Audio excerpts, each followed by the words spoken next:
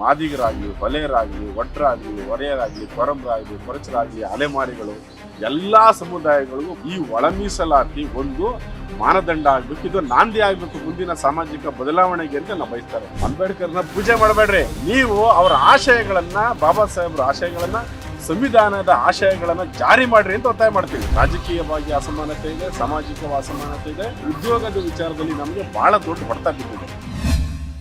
ಮೀಸಲಾತಿ ಅಥವಾ ಒಳ ಮೀಸಲಾತಿ ಅಂದರೆ ಸ್ವತಂತ್ರ ಪೂರ್ವದಿಂದ, ಸ್ವತಂತ್ರ ಬಂಧತಾವಿಂದ ಒಂದಲ್ಲ ಒಂದು ಜಾತಿ ಇಡೀ ದೇಶಾದ್ಯಂತ ಕೇಳ್ತಾ ಬಂದಿರುವಂಥ ಒಂದು ಸಾಮಾಜಿಕ ನ್ಯಾಯಗಳು. ಮತ್ತು ನಾವು ಹಾಗೆ ಮಾತಾಡ್ತಿರೋ ಹಾಗೆ ಒಳ ಮೀಸಲಾತಿ ಅಥವಾ ಕಾಂತರಾಜ್ ವರದಿ ಆಯೋಗ ಏನಿದೆ, ಈ ಮೇಲ್ಜಾತಿಗಳು ಒಂದು ಷಡ್ಯಂತ್ರ ಮಾಡ್ತಾನೆ ಇರ್ತಾರೆ. ಅವರು ಎಂದೂ ಮೀಸಲಾತಿ ಪರ ಇಲ್ಲ. ಅವರು ಅಂಕಿಅಂಶಗಳನ್ನ ನೆಪ ಇಟ್ಕೊಂಡು, ಬೇರೆ ಬೇರೆ ನೆಪ ಇಟ್ಕೊಂಡು ಒಟ್ಟು ಈ ರಾಜ್ಯದಲ್ಲಿ ಅಥವಾ ಈ ರಾಷ್ಟ್ರದಲ್ಲಿ ಹಿಂದುಳಿದ ವರ್ಗವರು ಅಥವಾ SC/ST ಸಮುದಾಯಕ್ಕೆ ಏನಿದೆ ಸಾಮಾಜಿಕ ನ್ಯಾಯ ಕೊಡೋದ್ರಲ್ಲಿ ಮೇಲ್ಜಾತಿ ಜನ ಮತ್ತು ಅವರ ಮಠಾಧೀಶರು ಯಾವಾಗೂ ವಿರೋಧ ಇದ್ದಾರೆ. ಅದು ಇತಿಹಾಸದಲ್ಲಿ ತಾವೆಲ್ಲರೂ ನೋಡಿದ್ದೀವಿ. ಈಗ ನಾವು ಹೇಳೋದೇನಂತಂದರೆ, ಸುಪ್ರೀಂ ಕೋರ್ಟು ಆಗಸ್ಟಲ್ಲಿ ನಮಗೆ ಒಳ ಮೀಸಲಾತಿಯನ್ನು ಸರಿಯಾದ ದತ್ತಾಂಶವನ್ನು ನೀವು ಶೇಖರಣೆ ಮಾಡಿ ಜಾರಿ ಮಾಡಿ ಅಂತ ಹೇಳಿದೆ. ಅವರು ಸ್ಪಷ್ಟವಾಗಿ ಹೇಳಿದ್ದಾರೆ, ದತ್ತಾಂಶವನ್ನು ಶೇಖರಣೆ ಮಾಡಿ ನೀವು ಜಾರಿ ಮಾಡಿ ಅಂತ. ಸ್ವತಂತ್ರ ಬಂದು ಇಷ್ಟು ವರ್ಷ ಆದರೂ ಕೂಡ ಸರ್ಕಾರಗಳ ಬಳಿ ದತ್ತಾಂಶ ಇಲ್ಲ ಅಂತ ನಿಮ್ಗೆ ಅನ್ಸುತ್ತಾ? ದತ್ತಾಂಶ ಇಲ್ಲದೆ ಸರ್ಕಾರ ನಡೆಸೋದಾದ್ರೆ ಹೇಗೆ? ಖಂಡಿತ ಈ ಸರ್ಕಾರದಲ್ಲಿ ದತ್ತಾಂಶಗಳ ಕೊರತೆ ಇಲ್ಲ. ಇಲ್ಲಿ ಕೊರತೆ ಇರೋದು ಬದ್ಧತೆಯ ಕೊರತೆ ಬಿಟ್ಟರೆ ದತ್ತಾಂಶಗಳ ಕೊರತೆ ಇಲ್ಲ. ಪ್ರಾಮಾಣಿಕವಾಗಿ ಹೇಳೋದಾದ್ರೆ ನಮಗೇನನ್ಸುತ್ತೆ, ಕಳೆದ ಎಲ್ಲ ಚುನಾವಣೆಗಳು ಕೂಡ ಈ ಸರ್ಕಾರ ಬೆಳಿಗ್ಗೆ ಎದ್ದರೆ ಅಂಬೇಡ್ಕರ್ ಸಂವಿಧಾನ, ಬೆಳಿಗ್ಗೆ ಎದ್ದರೆ ಅಂಬೇಡ್ಕರ್ ಸಂವಿಧಾನ. ನೀವು ಕೇಳ್ತಾ ಇದ್ದೀರಿ, ಅವ್ರಿಗೆ ವಿಲ್ ಪವರ್ ಇದೆಯಾ ಇದನ್ನ ಜಾರಿ ಮಾಡೋಕ್ಕೆ ಅಂತ? ಈ ದಿನ.com ಪ್ರೀಮಿಯಂ ಲೇಖನಗಳನ್ನು ಪ್ರಕಟಿಸ್ತಾ ಇದೆ. ಎಕ್ಸ್ಕ್ಲೂಸಿವ್ ಅನಿಸುವ ಸಂಗತಿಗಳು ಈ ಲೇಖನಗಳಲ್ಲಿ ಸಿಗುತ್ತವೆ. ಇವುಗಳನ್ನು ಓದೋಕೆ ನೀವು ಚಂದಾದಾರರಾಗಿ. ನಾವು ಕಾಯ್ತಾ ಇದ್ದೀವಿ, ನಿಮ್ಗೆ ವಿಲ್ ಪವರ್ ಇದೆಯಾ ಇಲ್ಲ ಅಂತ ನಾವು ಕಾಯ್ತಾ ಇದ್ದೀವಿ. ಅದಕ್ಕೆ ಇದು ಟಾಸ್ಕ್. ಇದು ಈ ಸರ್ಕಾರಕ್ಕೆ ಏನು ಟಾಸ್ಕ್ ನಾವು ಕೊಡ್ತಾ ಇರೋದೇನೆಂದರೆ, ನೀವು ನಿಮ್ಮ ವಿಲ್ ಪವರ್ನ ಸಾಬೀತು ಮಾಡಿ. ಈ ಮುಖಾಂತರ ನೀವು ಹಿಂದುಳಿದ ವರ್ಗ ಪರ ಇದ್ದೀವಿ ಅನ್ನೋದಕ್ಕೆ ಸಾಕ್ಷಿ ಏನು ಅಂದರೆ ಇದನ್ನು ಜಾರಿ ಮಾಡೋದು. ನೀವು ಕಾಂತರಾಜ್ ವರದಿ ಜಾರಿ ಮಾಡೋದ್ರ ಮುಖಾಂತರ ನಾವು ಹಿಂದುಳಿದ ವರ್ಗದ ಅಭಿವೃದ್ಧಿಗೆ ಭದ್ರ ಆಗಿದ್ದೀವಿ ಅಂತ ಸಾಬೀತು ಮಾಡಿ. ಮತ್ತು ಒಳ ಮೀಸಲಾತಿ ವರದಿಯನ್ನು ಜಾರಿ ಮಾಡೋದ್ರ ಮುಖಾಂತರ ನೀವು ಈ ತಳ ಸಮುದಾಯಗಳ ಅಥವಾ ಪರಿಷ್ಠ ಜಾತಿಗಳ ಅಭಿವೃದ್ಧಿಗೆ ನಾವು ಭದ್ರ ಆಗಿದ್ದೀವಿ ಅಂತ ಸಾಬೀತು ಮಾಡಿ. ನಾವು ಕ್ರಾಸ್ ಚೆಕ್ ಮಾಡ್ತೇವೆ, ನೀವು ಬದ್ಧತೆ ಇದೆಯಾ ಅಂತ. ನಮಗೆ ಡೌಟ್ ಇದೆ ಇವ್ರ ಬದ್ಧತೆ ಬಗ್ಗೆ, ಪ್ರಾಮಾಣಿಕವಾಗಿ ನಮ್ಗೆ ಡೌಟ್ ಇದೆ. ಒಂದು ಕಡೆ ವಿಶ್ವಾಸ ಅನಿಸುತ್ತೆ, ಆದರೆ ಇವ್ರು ಮಾಡ್ತಿರೋ ಡಿಲೇ ಮತ್ತು ಷಡ್ಯಂತ್ರಗಳನ್ನ ನೋಡಿದ್ರೆ ನಮಗೆ ಖಂಡಿತ ಅನುಮಾನ ಇದೆ. ನಾವು ಹೇಳೋದು, ನೀವೇ ಮಾತು ಕೊಟ್ಟಿದ್ರಿ, ನೀವು ಮಾತು ಕೊಟ್ಟಿದ್ದೀರಿ ಅನ್ನೋ ಕಾರಣಕ್ಕೆ ಜನ ನಿಮಗೆ ಓಟ್ ಹಾಕೋದು, ನೀವು ಅಧಿಕಾರದಲ್ಲಿದ್ದೀರಿ. ಬಹುಶಃ ನಿಮ್ಮ ಮಾತಿಗೆ ನೀವು ತಪ್ಪೋದಾದರೆ ಮುಂದಿನ ಜಿಲ್ಲಾ ಪಂಚಾಯತಿ, ತಾಲೂಕ್ ಪಂಚಾಯತಿ, BBMP ಚುನಾವಣೆ, ಬೇರೆ ಬೇರೆ ಚುನಾವಣೆಗಳು ಬರ್ತವೆ. ಅದರ ರಿಸಲ್ಟನ್ನು ನೀವು ನೋಡೋದ್ರ ಮುಖಾಂತರ ನೀವು ನಿಮ್ಮನ್ನು ತಪ್ಪನ್ನು ತಿದ್ಕೋಬೇಕಾಗುತ್ತೆ ನಾವು ವಿಚಾರಿಸ್ತಾ ಇದ್ದೀವಿ. ದತ್ತಾಂಶಗಳ ಕೊರತೆ ಪ್ರಾಮಾಣಿಕವಾಗಿ ಸರ್ಕಾರಕ್ಕೆ ಇಲ್ಲ. ಒಂದು ತುಂಬ ವರ್ಷಗಳಾಗಿರೋದ್ರಿಂದ ಜಾತಿ ಜನಗಣತಿ ಆಗಬೇಕು ಅನ್ನೋದು ಕೂಡ ನಮ್ಮ ಒತ್ತಾಯ. ಜನಗಣತಿ ಆಗೋದ್ರ ಮುಖಾಂತರ ಮುಂದಿನ ತಲೆಮಾರಿದವಲ್ಲ, ನಮ್ಮ ಸಮುದಾಯದ ಮುಂದಿನ ತಲೆಮಾರುಗಳಿಗೆ ಒಂದು ಭರವಸೆ ಹುಟ್ಟುತ್ತೆ. ಇಲ್ಲಿ ಏನು ಒಕ್ಕಲಿಗ ಸಮುದಾಯ ಆಗಲಿ, ಲಿಂಗಾಯತ ಸಮುದಾಯ ಆಗಲಿ, ಬೇರೆ ಬೇರೆ ಸಮುದಾಯ ಆಗಲಿ, ನಾವು ಭಾಳ ದೊಡ್ಡ ಸಮುದಾಯಗಳಂತ ಏನು ಮಾತಾಡ್ತಿದ್ದಾವೋ ಅವ್ರಿಗೆ ಭಯ ಇದೆ. ಮತ್ತು ಪ್ರಾಮಾಣಿಕವಾಗಿ ಈ ರಾಜಕಾರಣಿಗಳಿಗೆ ಗೊತ್ತಿದೆ, ಈ ರಾಜ್ಯದಲ್ಲಿ 30% ಹೆಚ್ಚು ಪರ್ಸೆಂಟೇಜು SC/STಗಳಿದ್ದಾರೆ. 30% ಎಷ್ಟಿದ್ದಾರೆ? ಮುಸಲ್ಮಾನರಿದ್ದಾರೆ. ಇವರು ಜನಸಂಖ್ಯೆ ಜಾಸ್ತಿ ಇದ್ದೀವಿ ಅಂತ ಏನಾದ್ರು ಇವ್ರಿಗೆ ಅನಿಸಿದ್ರೆ, ಇವರು ರಾಜಕೀಯವಾಗಿ ಮತ್ತು ಆರ್ಥಿಕವಾಗಿ, ಸಾಮಾಜಿಕವಾಗಿ ನಮಗೆ ಹೊಸ ಆಲೋಚನೆಗಳನ್ನು ಮಾಡೋ ಅಂಥ ಅವಕಾಶಗಳಿರುತ್ತೆ. ಇವ್ರಿಗೊಂದು ಭರವಸೆ ಹುಟ್ಟು ಬರುತ್ತೆ, ನಾವು ರಾಜಕೀಯವಾಗಿ ಬೇರೆ ರೀತಿ ಅಭಿವೃದ್ಧಿ ಹೊಂದಕ್ಕೆ ನಮ್ಗೆ ಒಂದು ಭರವಸೆ ಹುಟ್ಟು ಬಿಡುತ್ತೆ ಅಂತ ಇವ್ರಿಗೊಂದು ಭಯ ಇದೆ. ಆ ಕಾರಣಕ್ಕೆ ಇವ್ರು ಎದುರಿಸ್ತಿದ್ದಾರೆ. ಅವ್ರಿಗೆ ಭಯ ಇದೆ, ಇವ್ರಿಗೆ ರಾಜಕೀಯ ಪ್ರಜ್ಞೆ ಬಂದುಬಿಟ್ರೆ, ಶೈಕ್ಷಣಿಕವಾಗಿ ಮುಂದುವರೆದ್ಬಿಟ್ರೆ, ಆರ್ಥಿಕ ಅಭಿವೃದ್ಧಿ ಏನಾದ್ರು ಇವ್ರು ಕಂಡ್ರೆ ನಮ್ಮ ರಾಜಕೀಯ ಅಸ್ತಿತ್ವದ ಪ್ರಶ್ನೆ ಏನು ಅಂತ ಇವರಿಗೆ ಭಯ ಇದೆ. ಆ ಕಾರಣಕ್ಕೆ ಇವರು ಇದನ್ನು ವಿರೋಧ ಮಾಡ್ತಿದ್ದಾರೆ ಹೊರತು ಬೇರೆ ಇನ್ನೇನೂ ಅಲ್ಲ. ನಮ್ಮ ಒತ್ತಾಯ ಏನಂತಂದರೆ, ಇದು ಈ ಭೂಮಿ ಊಟ ಜಾತಿ ವ್ಯವಸ್ಥೆ ಯಾವತ್ತು ಜಾರಿಗೆ ಬಂತು ಆವತ್ತಿಂದ ಜಾತೀಯತೆ, ಅಸಮಾನತೆ, ರಾಜಕೀಯವಾಗಿ ಅಸಮಾನತೆ ಇದೆ, ಸಾಮಾಜಿಕ ಅಸಮಾನತೆ ಇದೆ. ನಮಗೆ ಉದ್ಯೋಗದ ವಿಚಾರದಲ್ಲಿ ನಮಗೆ ಭಾಳ ದೊಡ್ಡ ಹೊಡೆತ ಬಿದ್ದಿದೆ. 15ರಷ್ಟು ಮೀಸಲಾತಿ ಜಾರಿ ಆಗಬೇಕು, 7.5% ಜಾರಿ ಆಗಿದೆ. ಇದಕ್ಕೆ ಇವರಿಷ್ಟು ತಡೆಯೋಕ್ಕಾಗಲ್ಲ ಅಂದರೆ ಪೂರ್ತಿ ಜಾರಿ ಆದರೆ ಇವ್ರ ಗತಿ ಏನಾಗಬೇಕು? ನಾನು ಹೇಳೋದು, ಮಾದಿಗರಾಗಲಿ, ಹೊಲೆಯರಾಗಲಿ, ಒಡ್ರಾಗಲಿ, ಹೊರೆಯರಾಗಲಿ, ಕೊರಂಬರಾಗಲಿ, ಕೊರಚರಾಗಲಿ, ಅಲೆಮಾರಿಗಳು ಎಲ್ಲ ಸಮುದಾಯಗಳಿಗೂ ಮಹಿಳೆಯರಿಗೂ ನಾವು ಸೇರಿ ಹೇಳ್ತಾ ಇದ್ದೀವಿ ಏನಂತಂದರೆ, ಈ ಒಳ ಮೀಸಲಾತಿ ಒಂದು ಮಾನದಂಡ ಆಗಬೇಕು, ಇದು ನಾಂದಿ ಆಗಬೇಕು ಮುಂದಿನ ಸಾಮಾಜಿಕ ಬದಲಾವಣೆಗೆ ಅಂತ ನಾವು ಬಯಸ್ತಾ ಇರೋದು. ಇದನ್ನು ಅಷ್ಟು ದೊಡ್ಡ ಜವಾಬ್ದಾರಿಗೆ ತಗೊಳ್ಳೋಕ್ಕೆ ನನಗೇನು ಅನಿಸುತ್ತೆ, ಈ ಸರ್ಕಾರಕ್ಕೆ ದಮ್ ಬೇಕು. ನಾನು ಹೇಳೋದು, ಮಾನ್ಯ ಮುಖ್ಯಮಂತ್ರಿಗಳು, ಸಮಾಜ ಕಲ್ಯಾಣ ಸಚಿವರು ಮತ್ತು ಎಲ್ಲ ಕ್ಯಾಬಿನೆಟ್ ಸಚಿವರು ಮನೆಯಿಂದ ಬಟ್ಟೆ ಹಾಕೊಂಡು ಈಚೆಗೆ ಬಂದರೆ ಸಾಕು ಅಂಬೇಡ್ಕರ್, ಮನೆಯಿಂದ ಈಚೆಗೆ ಬಂದರೆ ಸಾಕು ಸಂವಿಧಾನ ಅಂತ ಮಾತಾಡೋಕೆ ಕೊಟ್ಟಿದ್ದೀರಿ. ಇಡೀ ಎಲ್ಲ ಸರ್ಕಾರಿ ಇಲಾಖೆಗಳಲ್ಲಿ 39 ಸರ್ಕಾರಿ ಇಲಾಖೆಗಳಲ್ಲಿ ನೀವು ನಮ್ಮ ಸಂವಿಧಾನದ ಪ್ರಿಯಾಂಬಲನ್ನು ಪ್ರಿಂಟ್ ಮಾಡಿ ಹಾಕ್ಸಿದಿರಿ. ಏಂತಿಕೆ ಅದು ಶೋ ಕೊಡೋಕ್ಕ? ನನಗೆ ಹೇಳೋದು, ನೀವು ಸಂವಿಧಾನವನ್ನಾಗಲಿ ಪೂಜೆ ಮಾಡಬೇಡ್ರಿ, ಅಂಬೇಡ್ಕರ್ನ ಪೂಜೆ ಮಾಡಬೇಡ್ರಿ. ನೀವು ಅವರ ಆಶಯಗಳನ್ನು, ಬಾಬಾ ಸಾಹೇಬ್ರ ಆಶಯಗಳನ್ನು, ಸಂವಿಧಾನದ ಆಶಯಗಳನ್ನು ಜಾರಿ ಮಾಡಿರಿ ಅಂತ ಒತ್ತಾಯ ಮಾಡ್ತೀವಿ. ನೀವು ಪೂಜೆ ಮಾಡೋದ್ರಿಂದ ನಮ್ಮ ಸಮಾಜಕ್ಕೆ ಏನೂ ಲಾಭ ಇಲ್ಲ, ನೀವು ಜಾರಿಗೆ ತಂದ್ರೆ ಲಾಭ ಇದೆ. ಆ ಕಾರಣಕ್ಕಾಗಿ ನೀವು ಪ್ರಾಮಾಣಿಕವಾಗಿ ನಿಮಗೆ ಆಸಕ್ತಿ ಇರೋದಾದರೆ ನೀವು ಇದನ್ನು ಜಾರಿ ಮಾಡೋದು ಅನ್ನೋದನ್ನು ನಿಮ್ಮ ಮುಖಾಂತರ ನಾವು ಈ ಸರ್ಕಾರಕ್ಕೆ ಒತ್ತಾಯ ಮಾಡ್ತೀವಿ. ಸರ್, ಈಗ ಇನ್ನೂ ಇದು ಭಾಳ ಮುಖ್ಯವಾಗಿ ಒಳ ಮೀಸಲಾತಿಯಿಂದ ಉದ್ಯೋಗ ಸಿಕ್ಕಿಲ್ಲ ಎಷ್ಟೋ ಜನಕ್ಕೆ. ಅಂದರೆ ಯಾವುದೇ ಜಾಬ್ನ ಕಾಲ್ಫಾರ್ಮ್ ಮಾಡಲ್ಲ ಅಂತ ಸರ್ಕಾರ ಮೊದಲೇ ಹೇಳ್ಬಿಟ್ಟಿದೆ. ಒಳ ಮೀಸಲಾತಿ ಜಾರಿ ಆದಮೇಲೆ ಉದ್ಯೋಗ ಬರೋದು ಅಂತ. ನೀವೇ ಹೇಳ್ದಂಗೆ ಮಧ್ಯಂತರ ವರದಿ ಜಾರಿ ಮಾಡಿ ಅಂತ. ಈ ಮಧ್ಯಂತರ ವರದಿಯಿಂದ ಎಲ್ರಿಗೂ ಸಹ ನ್ಯಾಯ ಸಿಗುತ್ತಾ ಅಂತ? ಏನು ಗೊತ್ತಾ ಸರ್, ನಮಗೇನಂದರೆ, ನೀವು ಖಂಡಿತವಾಗಿ ಕತ್ತಿ ಮೇಲೆ ನಡೆಯುವಂಥ ಅಷ್ಟು ನಿಖರವಾದಂಥ ಮಾಹಿತಿ ಇರುತ್ತೆ ಅನ್ನೋ ಭರವಸೆ ನನಗಿಲ್ಲ. ನೀವು ಜಾತಿ ಜನಗಣತಿ ಮಾಡಿದಾಗೂ ಲಾಬಿಗಳು ಮಾಡಿರೋದು ನಮ್ಗೆ ಗೊತ್ತು. ಈಗ ಅಧಿಕಾರಿಗಳ ಮಟ್ಟದಲ್ಲಿ ಒಳ ಮೀಸಲಾತಿಗೆ ಸಂಬಂಧಪಟ್ಟಂತೆ ಜಾತಿ ವರ್ಗೀಕರಣ ಮಾಡಿ ದತ್ತಾಂಶ ಕೊಡಿ ಅಂತ ಹೇಳಿದ್ರೆ ಏನು ಸಬ್ಮಿಟ್ ಮಾಡಿದ್ದಾರೆ ಅಧಿಕಾರಿಗಳು? ಪ್ರಾಮಾಣಿಕವಾಗಿ ವಲಯರು, ಮಾದಿಗರು, ಗೋವಿ, ಲಮಾಣಿ ಅಂತ ಎಂಟ್ರಿ ಮಾಡಿ ದತ್ತಾಂಶ ಕೇಳಿದಾರಲ್ಲ 39 ಇಲಾಖೆಗಳಲ್ಲಿ ಮಾಡಿದ್ದಾರೆ. ನೀವು ಕ್ರಾಸ್ ಚೆಕ್ ಮಾಡಿ.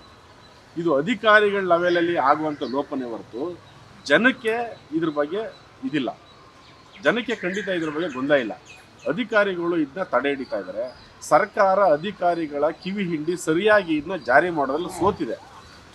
ಅದರ್ವೈಸ್ ನಮಗೆ ದತ್ತಾಂಶದ ಕೊರತೆ ಆಗಲಿ ಇಲ್ಲ, ಬೇರೆ ಯಾವುದೇ ಥರದ ಸಮಸ್ಯೆಗಳಿಲ್ಲ ಇಲ್ಲಿ.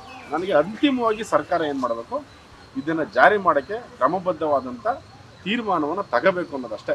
ಒಳ ಮೀಸಲಾತಿಯನ್ನು ಜಾರಿಗೆ ಬರಬೇಕು ಅನ್ನುವಂಥ ಒಂದು ಬಹುದಿನಗಳ ಮಾನ್ಯ ಸುಪ್ರೀಂ ಕೋರ್ಟು ಒಂದು ಸ್ಪಷ್ಟವಾದಂಥ ತೀರ್ಪನ್ನು ನೀಡಿತು.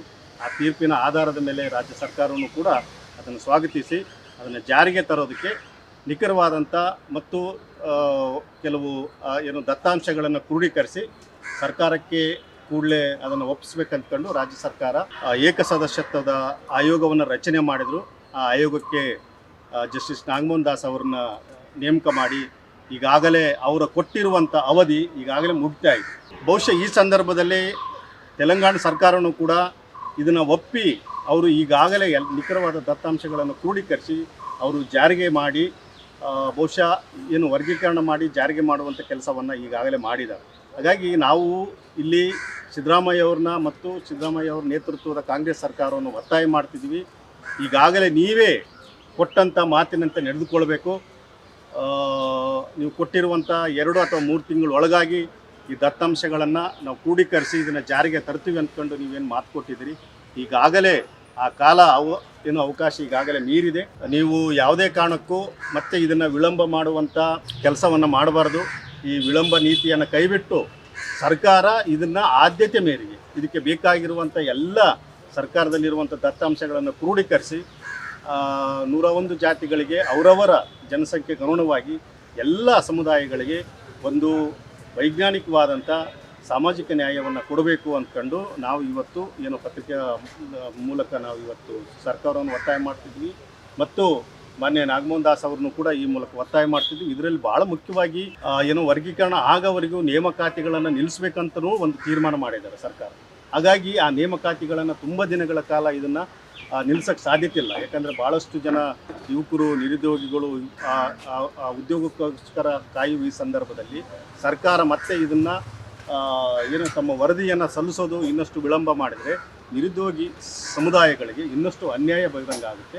ಹಾಗಾಗಿ ಕೂಡಲೇ ಇದನ್ನು ಏನು ಜಾರಿಗೆ ತರೋದಕ್ಕೆ ಸ್ವಲ್ಪ ಏನಾದರೂ ತಡ ಆಗುತ್ತೆ ಏನಾದರೂ ಇದ್ದರೆ ಸರ್ಕಾರದಲ್ಲಿ ಅಂಕಿಅಂಶಗಳು ಇನ್ನೂ ಸಿಕ್ಕಿಲ್ಲ ಅನ್ನೋದು ಏನಾದರೂ ಇದ್ದರೆ ಮಧ್ಯಂತರ ವರದಿಯನ್ನು ಕೂಡಲೇ ಜಾರಿಗೆ ತಂದು ಈಗಿರುವಂಥ ಕೆಲವು ಅಂಕಿಅಂಶಗಳನ್ನ ಇಟ್ಕೊಂಡು ಕೆಲವು ಮಾಹಿತಿಗಳನ್ನು ಇಟ್ಕೊಂಡು ಏನು ಆಯೋಗ ಒಂದು ಮಧ್ಯಂತರದ ವರದಿಯನ್ನು ಕೊಟ್ಟು ನೇಮಕಾತಿಗಳನ್ನು ಮತ್ತು ಮುಂದಿನ ಬಜೆಟ್ನಲ್ಲಿ ಈ ಸಮುದಾಯಗಳ ಅಭಿವೃದ್ಧಿಗೋಸ್ಕರ ಪ್ರತ್ಯೇಕವಾದಂಥ ಒಂದು ಹಣಕಾಸನ್ನು ನಿಯೋಜನೆ ಮಾಡೋದಕ್ಕೆ ಒಂದು ಮಧ್ಯಂತರ ವರದಿಯನ್ನು ತುರ್ತಾಗಿ ರಾಜ್ಯ ಸರ್ಕಾರಕ್ಕೆ ಸಲ್ಲಿಸಬೇಕಂತ್ಕೊಂಡು ಏನು ಆಯೋಗವನ್ನು ಕೂಡ ನಾವು ಈ ಸಂದರ್ಭದಲ್ಲಿ ಮನವಿ ಮಾಡ್ಕೊಳ್ತೀವಿ. ಮತ್ತೆ ಏನು ರಾಜ್ಯ ಸರ್ಕಾರ ಏನಿದೆ ಮುಂದೆ ನಡೆಯುವಂಥ ಯಾವುದೇ ಏನು ಗುತ್ತಿಗೆ ಆಧಾರದ ಮೇಲೆ ಇರಲಿ ಅಥವಾ ಇನ್ನಿತರ ಯಾವುದೇ ನೇಮಕಾತಿಗಳಿರಲಿ, ಸರ್ಕಾರದ ಯಾವುದೇ ಪ್ರಕ್ರಿಯೆಗಳಿರಲಿ ಅಥವಾ ಮೀಸಲಾತಿಗೆ ಸಂಬಂಧಪಟ್ಟಂತ ಪರಿಶಿಷ್ಟರ ಮೀಸಲಾತಿಗೆ ಸಂಬಂಧಪಟ್ಟಂತ ಎಲ್ಲ ಪ್ರಕ್ರಿಯೆಗಳಲ್ಲಿ ಒಳ ಮೀಸಲಾತಿಯನ್ನು ಗಮನದಲ್ಲಿಟ್ಕೊಂಡು ಜಾರಿಗೆ ತರಬೇಕಂತ ಈ ಮೂಲಕ ನಾವು ಸರ್ಕಾರವನ್ನು ಒತ್ತಾಯ. ಖಂಡಿತವಾಗ್ಲೂ ಸರ್ಕಾರ ಹತ್ರ ಕೆಲವು ಅಂಕಿಅಂಶಗಳು ಇದ್ದಾವ ಮತ್ತು ಅದರಲ್ಲಿ ಮುಖ್ಯವಾಗಿ ಕಾಂತರಾಜ್ ವರದಿಯವರ ಏನು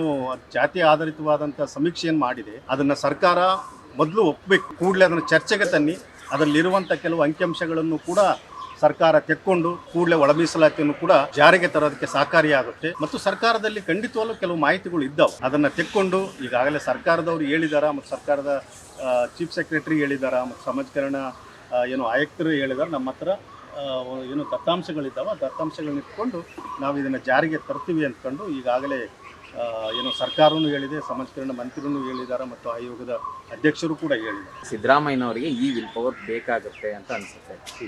ಖಂಡಿತವಾಗ್ಲೂ ವಿಲ್ ಪವರ್ ಬೇಕು ಸಿದ್ದರಾಮಯ್ಯವರಿಗೆ. ಆ ರೀತಿಯ ಒಂದು ಪದ್ಧತಿ ಇದೆ, ಆ ರೀತಿಯ ವಿಲ್ ಪವರ್ ಇದೆ, ಅದನ್ನು ಜಾರಿಗೆ ತಂದೇ ತರ್ತಾರ ಅನ್ನುವಂಥದ್ರ ಬಗ್ಗೆ ನಂಬಿಕೆ ಇದೆ. ಬಟ್ ಯಾಕಂದರೆ ಹೊರಗಡೆ ಯಾರ್ಯಾರು ಮಾತಾಡ್ತಿದ್ರು ಇದು ಸರಿ ಇಲ್ಲ, ನಮ್ಮ ಜಾತಿಗಳ ಸಮೀಕ್ಷೆ ನಡೆದಿಲ್ಲ, ನಮ್ಮ ಜಿಲ್ಲೆಗೆ ಬಂದಿಲ್ಲ, ಇವೆಲ್ಲ ಮಾಹಿತಿಗಳು ಅಥವಾ ಊಹಾಪೋಹಗಳು ಏನಿದಾವೋ ಇದಕ್ಕೆ ಶಾಶ್ವತವಾದಂಥ ಒಂದು ಪರಿಹಾರ ಹುಡುಕ್ಬೇಕಂದ್ರೆ ಈ ಏನು ವರದಿಯನ್ನು, ಕಾಂತರಾಜ್ ವರದಿಯನ್ನು ಕ್ಯಾಬಿನೆಟ್ಟಲ್ಲೋ ಅಥವಾ ಏನು ವಿಶೇಷವಾದಂಥ ಏನು ಅಧಿವೇಶನವನ್ನು ಕರೆದು ಅದನ್ನು ಮಂಡಿಸಲಿ, ಅದು ಚರ್ಚೆಗೆ ಒಳಪಡಿಸಲಿ, ಯಾರ್ಯಾರ್ದು ಯಾವುದೋ ಸರಿ ಇಲ್ಲ ಅಂತ ಹೇಳಿ ಅದನ್ನಾದ್ರೂ ಆಗಬೇಕಲ್ಲ. ನೀವು ಅದು ಏನು ವರದಿಯನ್ನು ಮೊದಲು ಒಪ್ಪಿ ಅದನ್ನು ಚರ್ಚೆ ಮಾಡಿ ಅದರೊಳಗಡೆ ಇರ್ತಕ್ಕಂಥ ನ್ಯೂನ್ಯತೆಗಳನ್ನು ನಂತರ ಚರ್ಚೆ ಮಾಡೋಣ, ಅದು ಆಗಬೇಕಾಗಿದೆ. ಹಂಗಾಗಿ ಸುಮ್ಮನೆ ಅದು ಸರಿ ಇಲ್ಲ ಅಂತ ಹೇಳೋದು ಅದು ಒಂದು ರೀತಿಯ ಪೂರ್ವಪೀಡಿತ ಆಲೋಚನೆ, ಅದು ಸರಿಯಾದಂಥ ಕ್ರಮ ಅಲ್ಲ, ಅದು ಸಾಮಾಜಿಕ ನ್ಯಾಯದ ಪರವಾಗಿರುವಂಥ ಆಲೋಚನೆಗಳಲ್ಲ ಅಂತ ನನ್ನ ಸರಿ. ಮುಂದಿನ ದಿನಗಳಲ್ಲಿ ಅಕಸ್ಮಾತ್ ಆಗಿಲ್ಲ ಅಂದರೆ ನಿಮ್ಮದು ಯಾವ ರೀತಿಯಾದ ಒಂದು ಹೋರಾಟ? ನಾವು ಖಂಡಿತವಾಗಲೂ ಸರ್ಕಾರ ನಮ್ಮನ್ನು ಮತ್ತೆ ಬೀದಿಗಿಳಿಸುವಂಥ ಕೆಲಸವನ್ನು ಮಾಡಬಾರ್ದು. ಮತ್ತು ನಾವು ಇದನ್ನು ಕೇಳಿ ಪಡ್ಕೊಳ್ಬೇಕು, ಮತ್ತು ಬೀದಿಗಿಳಿದು ಹೋರಾಟ ಮಾಡಿ ಪಡ್ಕೊಳ್ಳುವಂಥ ಒಂದು ಏನೋ ಪರಿಸ್ಥಿತಿಯನ್ನು ಸರ್ಕಾರ ನಿರ್ಮಾಣ ಮಾಡಬಾರ್ದು. ಈಗಾಗಲೇ ಕೂಡಲೇ ತಾವು ಕೊಟ್ಟಂಥ ಮಾತಿನಂತೆ, ತಾವು ಕೊಟ್ಟಂಥ ಭರವಸೆಯಂತೆ ಇದನ್ನು ಜಾರಿಗೆ ತರಬೇಕು. ಇಲ್ಲ ಅಂತ ಹೇಳಿದ್ರೆ ಸಹಜವಾಗಿ ನಮ್ಮ ಹಕ್ಕುಗಳಿಗೋಸ್ಕರ, ನಮ್ಮ ಅವಕಾಶಕ್ಕೋಸ್ಕರ ನಾವು ಹೋರಾಟ ಮಾಡೋದು ಸಹಜವಾದಂಥ ಹೋರಾಟ ಮಾಡಲ್ಲ. ವೇದಿಕೆಯಲ್ಲಿ ನಾವು ಒಂದು ಸಮಾನತೆಯ ಭರವಸೆ ಕೊಟ್ಟಿದ್ದೀವಿ. ನಿಜವಾಗ್ಲೂ ಸಮಾನತೆ ಬರಬೇಕು ಅಂತ ಹೇಳಿದ್ರೆ ಈ ಒಳ ಮೀಸಲಾತಿ ಅಗತ್ಯ ಇದೆ. ಯಾಕಂದ್ರೆ ಎಲ್ಲ ಪರಿಶಿಷ್ಟ ಜಾತಿಗಳು, ಪರಿಶಿಷ್ಟ ಪಂಗಡಗಳು ಅವ್ರನ್ನ ಒಂದಾಗಿ ನೋಡಕ್ ಆಗೋದಿಲ್ಲ. ಸೊ ಹಾಗಾಗಿ ನಿಜವಾಗ್ಲೂ ಸಂವಿಧಾನಬದ್ಧವಾಗಿ ನಾವು ಸಮಾನತೆ ಕೊಡ್ಬೇಕು ಅಂತ ಹೇಳಿದ್ರೆ, ಮತ್ತೆ ಸಂವಿಧಾನದ ಅನುಚ್ಛೇದ 15-16ರಲ್ಲಿ ತಿಳಿಸಿದಂಗೆ ಒಂದು, ಮತ್ತೆ PTK ತಿಳಿಸಿದಂಗೆ ಅವಕಾಶಗಳ ಸಮಾನತೆ ನೀಡಬೇಕು ಅಂತ ಹೇಳಿದ್ರೆ ಒಳ ಮೀಸಲಾತಿ ಜಾರಿಗೆ ಬರಲೇಬೇಕು ಅಂತ ಸರ್ವೋಚ್ಚ ನ್ಯಾಯಾಲಯ ಹೇಳಿದ್ರು. ಆ ತೀರ್ಪು ಬಂದು ಸುಮಾರು ತಿಂಗಳಾಗಿದೆ. ನಮ್ಮ ಕರ್ನಾಟಕ ಸರ್ಕಾರ ಸಹ ಸಂವಿಧಾನಬದ್ಧವಾಗಿದೆ ಅಂತ ಹಲವಾರು ಬಾರಿ ಮಾನ್ಯ ಮುಖ್ಯಮಂತ್ರಿಗಳಿರ್ಬೋದು, ಸಮಾಜ ಕಲ್ಯಾಣ ಸಚಿವರಿರ್ಬೋದು ಹೇಳ್ತಾನೆ ಇರ್ತಾರೆ. ಅವ್ರು ಸಂವಿಧಾನಬದ್ಧವಾಗಿ ಇದ್ದಾರೆ. ಹಾಗಾಗಿ ಸಂವಿಧಾನಬದ್ಧವಾಗಿ ಇದ್ಮೇಲೆ ಆ ಸಂವಿಧಾನ ಏನು ಸಮಾನತೆಯ ಒಂದು ಭರವಸೆ ಕೊಟ್ಟಿದೆ ಅದು ಈಡೇರಿಸುವಂತೆ ಕೆಲಸ ಮಾಡ್ಬೇಕಾಗಿದೆ. ಈಗ ನ್ಯಾಯಮೂರ್ತಿ ನಾಗಮೋಹನ್ ದಾಸ್ ಅವರ ಸಮಿತಿ ರಚನೆ ಮಾಡಿ ಸುಮಾರು ತಿಂಗಳಾಯ್ತು. ಅವ್ರು ಏನೊಂದು ಟೈಮ್ ಲಿಮಿಟ್ ಕೊಟ್ಟಿದ್ರು, ಆ ಟೈಮ್ ಲಿಮಿಟ್ ಸಹ ದಾಟಾಗಿದೆ. ಮತ್ತೆ ತೆಲಂಗಾಣದವರು ಒಂದು ಮಾಡೆಲ್ ತೋರಿಸಿದ್ದಾರೆ ಯಾವ ರೀತಿ ಮಾಡ್ಬೋದು ಅಂತ. ಮತ್ತೆ ದತ್ತಾಂಶಗಳಿಗೆ ಏನು ಕಡಿಮೆ ಇಲ್ಲ, ಹಲವಾರು ವರದಿಗಳಿದ್ದಾವೆ. ನಾವು ನೆನ್ಪಿಟ್ಕೋಬೇಕು, ಮಂಡಲ್ ವರದಿ ಸಹ ವರದಿ ನೀಡಿದಾಗ ಅದೇನು ಒಂದು ಪ್ರಿಸೈಸ್ ಇಷ್ಟು ಕರೆಕ್ಟ್ ನಂಬರ್ ಇದೆ ಅಂತ ಇಟ್ಕೊಂಡೆ ಏನೋ ಅವರು ವರದಿ ಜಾರಿ ಮಾಡಿರ್ಲಿಲ್ಲ ಅಥವಾ ಮೀಸಲಾತಿ ಜಾರಿ ಮಾಡಿರ್ಲಿಲ್ಲ. OBC ಸಮುದಾಯಕ್ಕೆ 27% ಅಂತ ಹೇಳಿದಾಗ ಅದೇನು ತುಂಬಾ ಪ್ರಿಸೈಸ್ ಡೇಟಾ ಏನು ಇಟ್ಕೊಂಡು ಮಾಡಿರ್ಲಿಲ್ಲ. ಸೊ ಹಾಗಾಗಿ ಈಗ ಆಲ್ರೆಡಿ ಸುಮಾರು ವರದಿಗಳಿದೆ. ಈ ನ್ಯಾಯಮೂರ್ತಿ ನಾಗಮೋಹನ್ ದಾಸ್ ಸಮಿತಿ ಸಹ ಆಗಿದೆ. ಈ ಕೂಡಲೇ ರಾಜ್ಯ ಸರ್ಕಾರ ಈ ಒಳ ಮೀಸಲಾತಿನ ಜಾರಿಗೆ ತರಬೇಕಾಗುತ್ತೆ. ಇದೊಂದು ಐತಿಹಾಸಿಕವಾದ ಒಂದು ತಪ್ಪನ್ನ ಸರಿ ಮಾಡ್ಬೇಕು ಅಂತ ಹೇಳಿದ್ರೆ ಒಳ ಮೀಸಲಾತಿ ಜಾರಿಗೆ ಬರಲೇಬೇಕಾಗುತ್ತೆ. ಸೊ ಹಾಗಾಗಿ ಬಸವರಾಜ್ ಕೌತಾಳ್ ಸರ್ ಹೇಳ್ದಂಗೆ, ಶಿವಣ್ಣ ಸರ್ ಹೇಳ್ದಂಗೆ ಸರ್ಕಾರ ಇದನ್ನ ಬರೋ ಒಂದು ದಿವಸಗಳಲ್ಲಿ ತಕ್ಷಣ ಇದನ್ನ ಜಾರಿ ಮಾಡಬೇಕು ಅಂತ ಒತ್ತಾಯಿಸ್ತೇನೆ. ಸುಪ್ರೀಂ ಕೋರ್ಟ್ ಒಳ ಮೀಸಲಾತಿಯನ್ನ ಜಾರಿ ಮಾಡಬಹುದು ಸೂಕ್ತ ದತ್ತಾಂಶಗಳನ್ನ ಇಟ್ಕೊಂಡು ಅಂತೇಳಿ ಆದೇಶ ಕೊಟ್ಟಿತ್ತು ಆಗಸ್ಟ್ 1ನೇ ತಾರೀಕು. ಆಗಸ್ಟ್ 1ನೇ ತಾರೀಕು ಆದೇಶ ಕೊಟ್ಟಾದ ನಂತರ ಕರ್ನಾಟಕದಲ್ಲಿ ಅಧಿಕಾರದಲ್ಲಿರ್ತಕ್ಕಂಥ ಸಿದ್ದರಾಮಯ್ಯನವರ ಸರ್ಕಾರ ಸೂಕ್ತವಾದಂತ ಸಮಿತಿ ಆಯೋಗವನ್ನು ರಚನೆ ಮಾಡೋದಕ್ಕೆ ಸುಮಾರು ದಿನ ತಗೊಂಡು ಅದಕ್ಕೋಸ್ಕರ ಒಂದಷ್ಟು ಹೋರಾಟಗಳಾಯ್ತು, ಪ್ರತಿಭಟನೆಗಳಾಯ್ತು, ಬೀದಿ ಬಂದು ಜನ ಬಂದು ಕೂತ್ಕೊಂಡು ಆಮೇಲೆ ಸರ್ಕಾರ ನಾಗಮೋಹನ್ ದಾಸ್ ಅವರ ನೇತೃತ್ವದಲ್ಲಿ ಆಯೋಗವನ್ನ ನೇಮಕ ಮಾಡಿತು. ಆಯೋಗ ನೇಮಕ ಮಾಡಾಯ್ತು. ಅದಾದ ನಂತರದಲ್ಲಿ ಆಯೋಗ ಯಾವ ರೀತಿ ಕೆಲಸ ಮಾಡಬೇಕು, ಟರ್ಮ್ಸ್ ಆಫ್ ಕಂಡೀಷನ್ಸ್ ಏನು ಅನ್ನೋದನ್ನ ಕೇಳೋದಕ್ಕೆ ಅದಕ್ಕೆ ಇನ್ನೊಂದು ತಿಂಗಳು ಸಮಯ ತಗೊಂಡು ಅದಕ್ಕೋಸ್ಕರ ಸರ್ಕಾರದ ಮೇಲೆ ಬೆನ್ನು ಹತ್ತಿ ಅವ್ರ ಮೇಲೆ ಪ್ರೆಷರ್ ಹಾಕಿ ಬೇರೆ ಬೇರೆ ರೀತಿಯಲ್ಲಿ ಟರ್ಮ್ಸ್ ಆಫ್ ಕಂಡೀಷನ್ಸ್ ಅನ್ನ ಕೊಡಿಸಲಾಯಿತು. ಅದಾದ ನಂತರ ಅವ್ರಿಗೆ ಒಂದು ಸೂಕ್ತವಾದಂತ ಆಫೀಸ್ ಅನ್ನ ಕೊಟ್ಟಿರ್ಲಿಲ್ಲ. ಆಫೀಸ್ ಅನ್ನ ಕೊಡೋದಕ್ಕೂ ಕೂಡ ಬೇರೆ ಬೇರೆ ರೀತಿಯಲ್ಲಿ ಸರ್ಕಾರವನ್ನ ಒತ್ತಡ ತಂದು ಅದನ್ನು ಕೂಡ ಕೊಡಿಸಲಾಯಿತು. ಈ ರೀತಿ ಸರ್ಕಾರದ ಮೇಲೆ ನಿರಂತರವಾಗಿ ಒತ್ತಡ ತರೋದ್ರ ಮೂಲಕ ಮಾತ್ರ ನಮ್ಮ ಈ ಬೇಡಿಕೆಯನ್ನ ಈಡೇರಿಸಿಕೊಳ್ಬೇಕು ಅನ್ನೋ ಇದು ನಮಗೆ ಬಹಳ ನಿಚ್ಚಳವಾಗಿ ಕಂಡಿದೆ. ಅಂದ್ರೆ ಸರ್ಕಾರ ತಾನಾಗಿ ತಾನು ಒಳ ಮೀಸಲಾತಿಯನ್ನ ಜಾರಿ ಮಾಡಬೇಕು ಅಂತ ಅನ್ಸಿ ಈ ಎಲ್ಲಾ ಕ್ರಮಗಳನ್ನ ತಾನೇ ತಗೋಬೇಕಾಗಿತ್ತು. ಈಗ ಆಲ್ರೆಡಿ ಸರ್ಕಾರ ಆಯೋಗವನ್ನ ರಚನೆ ಮಾಡಿ ಅವರ ಗಡುವು ಏನಿದೆ ಆ ಗಡುವು ಮುಗಿತಾ ಬರ್ತಾ ಇದೆ. ಆ ಗಡುವು ಮುಗಿತಾ ಬರ್ತಾ ಇದೆ. ಈಗ ಆಯೋಗದ ಅವಧಿಯನ್ನ ಎಕ್ಸ್ಟೆಂಡ್ ಮಾಡಬೇಕು ಅಂತ ಹೇಳಿ ಕೇಳಬೇಕು ಅಂತ ಅನ್ಕೊಂಡಿದೀನಿ ಅಂತ ಹೇಳಿ ಜಸ್ಟಿಸ್ ಅವರು ಕೂಡ ಹೇಳ್ತಾ ಇದ್ದಾರೆ. ಇದೇ ಸಂದರ್ಭದಲ್ಲಿ ಆಗಸ್ಟ್ 1ನೇ ತಾರೀಕು ಸುಪ್ರೀಂ ಕೋರ್ಟ್ ತೀರ್ಪೇನ್ ಬಂತು. ಅದೇ ಸಂದರ್ಭದಲ್ಲಿ ತೆಲಂಗಾಣದಲ್ಲಿ ಸಮಿತಿ ರಚನೆ ಆಗಿತ್ತು. ಸಮಿತಿ ಮೊನ್ನೆ ಒಂದು ವರದಿಯನ್ನ ಇಂಟರ್ನಲ್ ವರದಿಯನ್ನ ಕೊಟ್ಟಿದ್ರೆ, ಕ್ಯಾಟಗರೈಸೇಷನ್ ಕೂಡ ಮಾಡಾಗಿತ್ತು. ಕರ್ನಾಟಕ ಸರ್ಕಾರದಲ್ಲಿ ಯಾಕೆ ಆ ರೀತಿ ಒಂದು ಶೀಘ್ರವಾಗಿ ಮಾಡುವಂತದ್ದು ಕೆಲಸ ಆಗ್ತಾ ಇಲ್ಲ? ಈ ಸಮುದಾಯಗಳಂದ್ರೆ ಅಷ್ಟೊಂದು ತಾತ್ಸಾರನ ಈ ಸರ್ಕಾರಕ್ಕೆ? ನಿಜವಾಗ್ಲೂ ಈ ಪ್ರಶ್ನೆ ಸರ್ಕಾರ ಕೇಳಲೇಬೇಕಾಗತ್ತೆ. ಮತ್ತೆ ಸರ್ಕಾರ ಎಲ್ಲೋ ಒಂದ್ ಕಡೆಗೆ ತನ್ನ ಜವಾಬ್ದಾರಿಯಿಂದ ನುಣುಚ್ಕೊಳ್ತಾ ಇದೆ ಅಂತ ಹೇಳಿ ಅನ್ಸುತ್ತೆ. ಸೊ ಸರ್ಕಾರದ ಮುಂದೆ ನಾವೆಲ್ಲರೂ ಕೂಡ ಒತ್ತಡ ತರ್ತಾ ಇದೀವಿ. ಮತ್ತೆ ಸಿದ್ದರಾಮಯ್ಯವ್ರಿಗೂ ಕೂಡ ಮನವರಿಕೆ ಮಾಡ್ಕೊಡ್ತಾ ಇದೀವಿ. ಈ ಸಮುದಾಯವನ್ನ ಮತ್ತೆ ಬೀದಿಗೆ ತರಿಸ್ಬೇಡಿ, ಮತ್ತೆ ಬೀದಿಗೆ ತಂದು ಕೂರಿಸ್ಬೇಡಿ, ವಿರುದ್ಧ ಪ್ರತಿಭಟನೆ ಮಾಡಬೇಕು. ಇಷ್ಟು ವರ್ಷಗಳ ಕಾಲ 30 ವರ್ಷಗಳ ಕಾಲ ಬೀದಿಲಿ ಹಗಲು ರಾತ್ರಿ ಹಲವು ಸಾವುಗಳು ನೋವುಗಳು ಎಲ್ಲ ಪಡ್ಕೊಂಡು ಬೀದಿಗೆ ಬಿದ್ದು ಈ ಹಂತಕ್ಕೆ ತಲುಪಿದೆ. ಮತ್ತೆ ಈ ಇನ್ನಷ್ಟು ಜಾರಿ ಮಾಡೋದಕ್ಕೋಸ್ಕರ ಬೀದಿಲಿ ತಂದು ಇವರನ್ನ ನಿರಂತರವಾಗಿ ಬೀದಿಲಿ ಇರಬೇಕು ಅನ್ನೋ ನಿಟ್ಟಿನಲ್ಲಿ ನೀವೇನಾದ್ರೂ ಕ್ರಮ ತಗೊಳ್ತೀರಿ ಅಥವಾ ಆಲೋಚನೆ ಇದ್ದೀರಿ ಅಂತ ಆದ್ರೆ ನಿಜವಾಗ್ಲೂ ನಾವೊಂದು ಬೀದಿಗೆ ಬರೋದಕ್ಕೆ ರೆಡಿ, ನಿಮ್ ಸರ್ಕಾರ ವಿರುದ್ಧ ಪ್ರತಿಭಟನೆ ಮಾಡೋದಕ್ಕೂ ರೆಡಿ. ಅಭಿನಂದನೆ ಸಲ್ಲಿಸ್ತೀವಿ. ನೀವು ಯಾವಾಗ ಆಯೋಗವನ್ನು ರಚನೆ ಮಾಡಿದ್ರಿ ನಾಗಮೋಹನ್ ದಾಸ್ ಅವರ ನೇತೃತ್ವದಲ್ಲಿ, ಅದಕ್ಕೆ ಅಭಿನಂದನೆ ಸಲ್ಲಿಸಿದೀವಿ. ನೀವು ಮಾಡೋ ಒಳ್ಳೆ ಕೆಲಸಕ್ಕೆ ಅಭಿನಂದನೆ ಸಲ್ಲಿಸ್ತೀವಿ. ಜೊತೆಗೆ ನೀವು ವಿಳಂಬ ಧೋರಣೆ ಏನ್ ತೋರಿಸ್ತಾ ಇದ್ರಿ ಅದನ್ನು ಕೂಡ ಪ್ರತಿಭಟನೆ ಮಾಡ್ತೀವಿ. ಸೊ ದಯವಿಟ್ಟು ಸರ್ಕಾರದ ಸೂಕ್ತವಾದಂತ ಯಾರು ಅಧಿಕಾರಿಗಳಿದ್ದಾರೆ, ಮಂತ್ರಿಗಳಿದ್ದಾರೆ ಅಥವಾ ಆಯೋಗದ ಜಸ್ಟಿಸ್ ಅವರು ದಯವಿಟ್ಟು ಇದನ್ನ ಗಂಭೀರವಾಗಿ ಪರಿಗಣಿಸಿ ಮತ್ತೆ ಆದಷ್ಟು ಗಡುವಿನೊಳಗೆ ಈ ವರದಿಯನ್ನ ಕೊಟ್ಟು ಸರ್ಕಾರಕ್ಕೆ ಒಳ ಮೀಸಲಾತಿಯನ್ನ ಜಾರಿ ಮಾಡೋ ನಿಟ್ಟಿನಲ್ಲಿ ಕ್ರಮ ತಗೊಳ್ಬೇಕು ಅಂತ ಹೇಳಿ ಮನವಿ ಮಾಡ್ತೀವಿ. ಬಹಳ ಅದು ಬಹುದೊಡ್ಡ ಬೇಡಿಕೆ. ಕಳೆದ 30 ವರ್ಷಗಳ ಕಾಲ ಪರಿಶಿಷ್ಟ ಜಾತಿಯಲ್ಲಿನ ಅತ್ಯಂತ ಅಸ್ಪೃಶ್ಯ ವರ್ಗಗಳು ಡಿಮ್ಯಾಂಡ್ ಮಾಡ್ತಾ ಬಂದಿದ್ದೇವೆ. ಈ ಒಂದು ಒಳ ಮೀಸಲಾತಿ ಈ 30 ವರ್ಷಗಳ ಹೋರಾಟಕ್ಕೆ ಬಹಳ ತಾರ್ಕಿಕ ಅಂತ್ಯ ಕಂಡಿದ್ದು ನಮ್ಮ ಸುಪ್ರೀಂ ಕೋರ್ಟ್ ಆಗಸ್ಟ್ 1ನೇ ತಾರೀಕು ಕೊಟ್ಟಂತ ತೀರ್ಪಿನ ಪರಿಣಾಮ. ಕರ್ನಾಟಕ ಸರ್ಕಾರ ಕೂಡ ಜಸ್ಟಿಸ್ ನಾಗಮೋಹನ್ ದಾಸ್ ಅವರ ಅಧ್ಯಕ್ಷತೆಯಲ್ಲಿ ಒಂದು ಏಕ ವ್ಯಕ್ತಿಯ ಒಂದು ಕಮಿಟಿನ ಫಾರ್ಮ್ ಮಾಡಿದೆ. ಆದಷ್ಟು ಬೇಗ 2 ತಿಂಗಳ ಗಡುವು ಮುಗಿತಾ ಬಂದಿದೆ. ದಯಮಾಡಿ ನಮ್ಮ ಈ ಒಂದು ಸಮುದಾಯದ ಸಾಮಾಜಿಕ ನ್ಯಾಯ ಹಂಚಿಕೆ ಯಾರ ಹಕ್ಕನ್ನು ಯಾರು ಕೂಡ ಕಸಿತಾರಂತ ಕಾರ್ಯಕ್ರಮ ಅಲ್ಲ. ಇದು ಬಹಳ ನ್ಯಾಯಯುತ ಬೇಡಿಕೆ. ಒಂದು ಬಹುದೊಡ್ಡ ಸಮುದಾಯ, ಇಡೀ ರಾಜ್ಯದಲ್ಲಿ ಇರುವಂತಹ ಸಮುದಾಯಗಳು ಇವತ್ತು ಬೀದಿ ಪಾಲಾಗಿ ಬೀದಿನಲ್ಲಿ ನಿಂತ್ಕೊಂಡು ಇಷ್ಟು ವರ್ಷ ಹೋರಾಟ ಮಾಡಿಕೊಂಡು ತಮ್ಮ ಜೀವಹಾನಿ ಪ್ರಾಣಹಾನಿ ಕಳ್ಕೊಂಡಿದ್ದೇವೆ. ಬಹಳ ಅನ್ಯಾಯ ಆಗ್ತಾ ಇದೆ.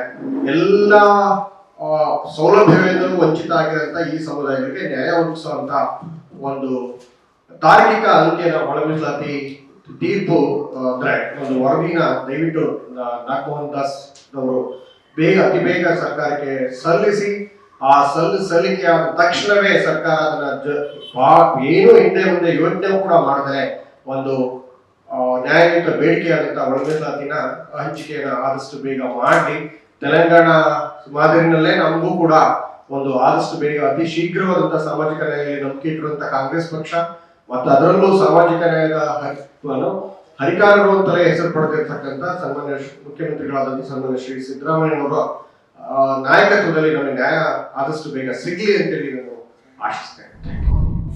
ಮತ್ತಷ್ಟು ವಿಶೇಷ ವಿಡಿಯೋಗಳನ್ನು ನೋಡಲು ಮತ್ತು ಹೊಸ ವಿಡಿಯೋಗಳ ಬಗ್ಗೆ ತಿಳಿಯಲು ಈ ದಿನ .com ಯೂಟ್ಯೂಬ್ ಚಾನೆಲ್ ಸಬ್ಸ್ಕ್ರೈಬ್ ಮಾಡಿ ಮತ್ತು ಬೆಲ್ ಐಕಾನ್ ಕ್ಲಿಕ್ ಮಾಡಿ.